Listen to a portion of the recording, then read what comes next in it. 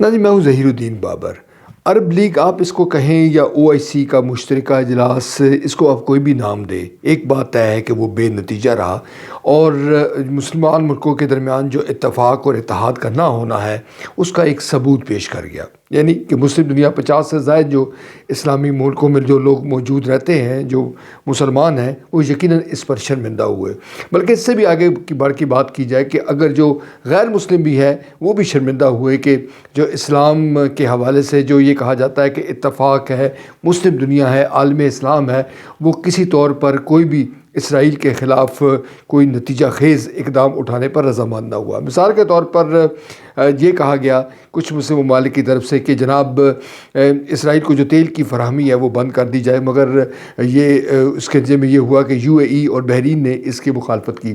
ایران نے یہ کہا کہ اسرائیل کو دہشت گرد جو ہے ملک قرار دیا جائے، مگر اس پر بھی اتفاق نہ ہوا۔ یہ کہا گیا کہ جناب اگر ہم اسرائیل کے ساتھ سفارتی تعلقات منقطع کر لیں تو اس پر بھی عمل درآمد نہ ہوا۔ مسلم جو اشرافیہ ہیں ہماری، اس کی جو باہمی مفادات ہے، باہمی مفادات کے درمیان جو ٹکراؤ ہے، اس کا یہ نتیجہ نکلا ہے کہ فلسطین پر، غزہ پر اسرائیل کی بمباری جاری و ساری ہے، اور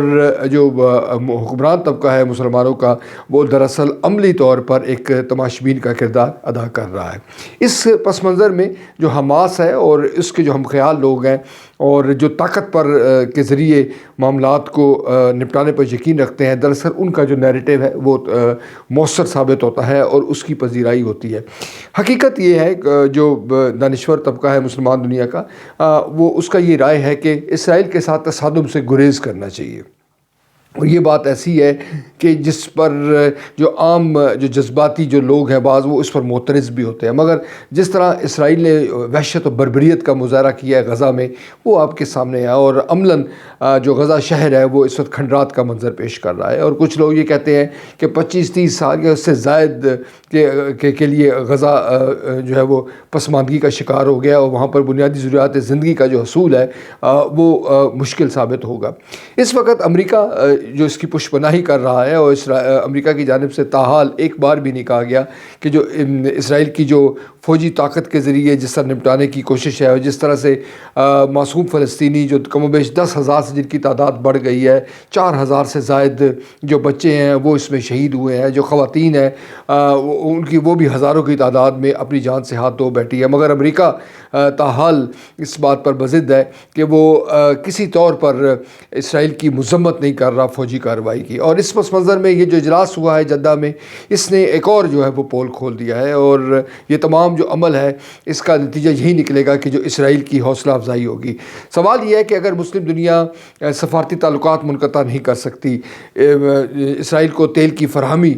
نہیں دی جا سکتی، اور ایران کے جو صدر ہیں ان کی جانب سے جب یہ کہا گیا کہ ایران کو دہشت گرد ملک قرار دیا جائے، اس کی فوج کو دہشت گرد قرار دیا جائے، وہ بھی نہیں ہو سکا، تو کیا آپ اسرائیل جیسے ملک سے کسی نرمی کی توقع رکھتے ہیں؟ یقیناً ایسا نہیں ہے۔ اب اس صورتحال کے بعد ایک اور جو اسٹریٹجی ہے وہ یقینی طور پر اختیار کی جائے گی، اور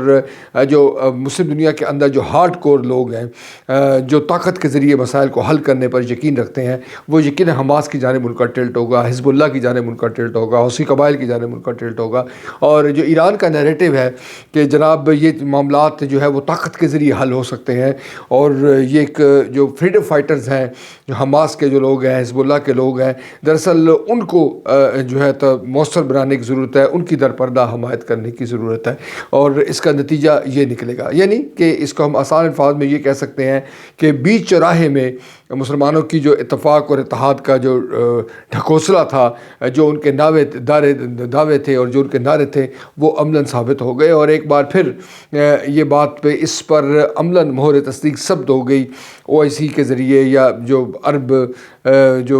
اسلامک جو سمٹ ہوا اس کے ذریعے، کہ جناب ان سے خیر کی توقع نہیں کی جا سکتی۔ یہی وجہ ہے کہ یہ کہا جا رہا ہے کہ جب حکمرانوں کے درمیان اور عوام کے درمیان فاصلے ہوں گے تو وہ کہیں بھی کسی طور پر عوامی جذبات کی ترجمانی نہیں کر سکتے۔ OIC کا اجلاس ہو جائے، عرب سمٹ ہو جائے، اس نے اس بات کو ثابت کیا ہے کہ عرب دنیا میں، مسلم دنیا میں جمہوریت کی ضرورت ہے۔ جب جمہوری قیادت آگے بڑھے گی تو وہ یقینی طور پر یہ جو مسائل، جس طرح کا غزہ کا مسئلہ ہے یا دیگر جو مسائل ہیں، اس کے حوالے سے کلیئر کٹ موقف اختیار کرے گی، کیونکہ اس کی وجہ یہ ہوگی کہ وہ عوام کے ووٹر سے منتخب ہوگی، مگر جو اشرافیہ ہے، جو حکمران طبقات ہیں جن کا عوام سے کوئی لینا دینا بظاہر ہمیں نظر نہیں آتا، ان سے شاید خیر کی توقع نہیں رکھنی چاہیے۔